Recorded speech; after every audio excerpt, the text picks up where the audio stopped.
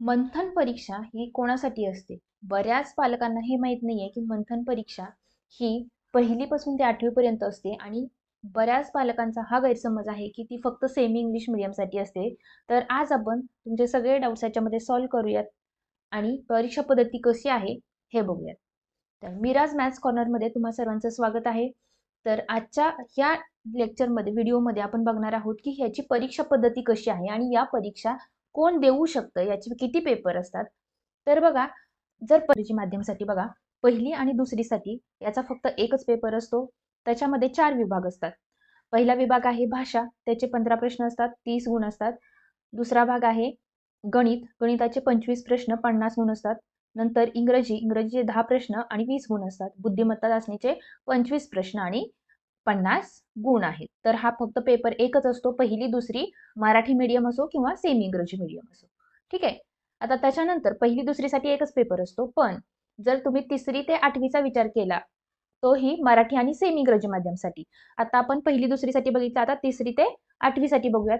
त्यांच्यासाठी 2 पेपर असतात. पेपर 1 मध्ये विभाग 1 मध्ये भाषाचा पेपर असतो, म्हणजे मराठी 25 प्रश्न 50 गुणांसाठी असतात आणि दुसऱ्या विभागामध्ये गणित हा विषय असतो, ज्याच्यामध्ये 50 प्रश्न आणि 100 गुण असतात.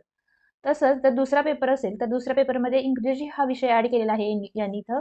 तर इथं काय असतात, की 25 प्रश्न असतात आणि 50 गुण.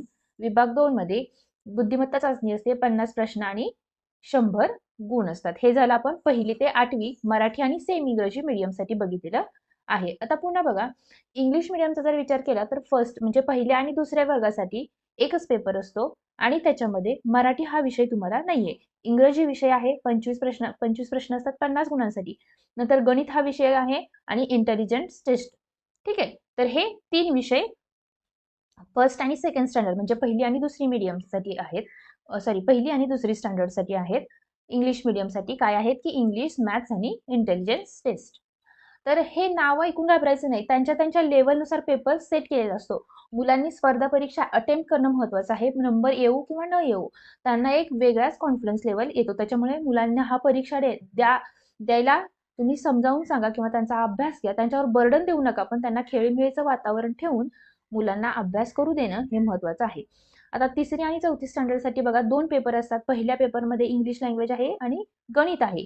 आणि पेपर 2 मध्ये इंग्लिश लँग्वेज बी आहे, त्याच्या पुढची लँग्वेज आहे आणि इंटेलिजन्स टेस्ट आहे. ठीक आहे. नंतर बघा, 5वी ते 8वीसाठी इंग्लिश मीडियमसाठी पण 2 पेपर असतात. याच्यामध्ये काय केले, की त्यांनी इथं मराठी विषय ऍड केलेला आहे 5वी नंतर इंग्लिश मीडियमसाठी.